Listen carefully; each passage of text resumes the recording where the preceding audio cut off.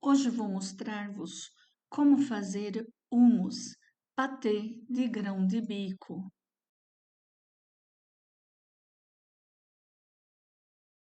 Um pouco de água da cocção dos grãos de bico.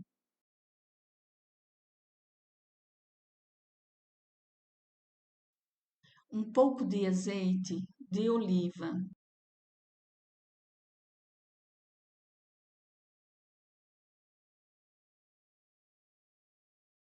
Um pouco de suco de limão espremido.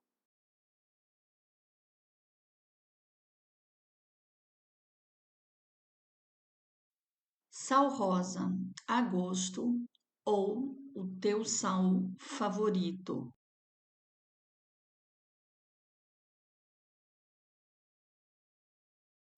5 gramas de alho cru.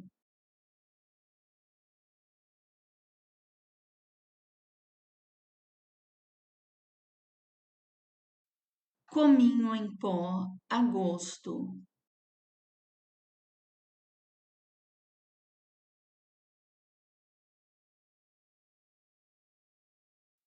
Cento e 172 gramas ou 170 gramas de grão de bico cozido.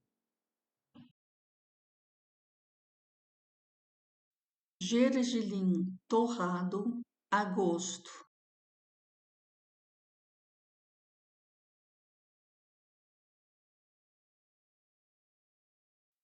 Tapas a máquina e deixas a triturar por alguns minutos, até que fique tudo homogêneo.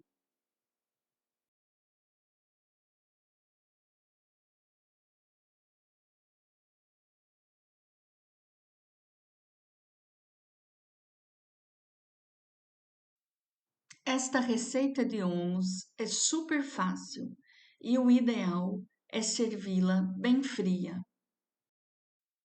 Antes de levá-la ao frio, colocas um pouco de azeite de oliva por cima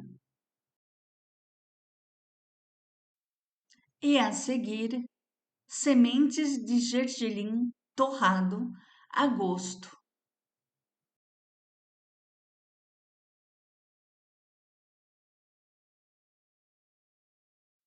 Sirva como patê ou molho, acompanhado de pão e vegetais. Quando fizeres hummus, deixa um comentário aqui embaixo. Desejo-te um excelente dia.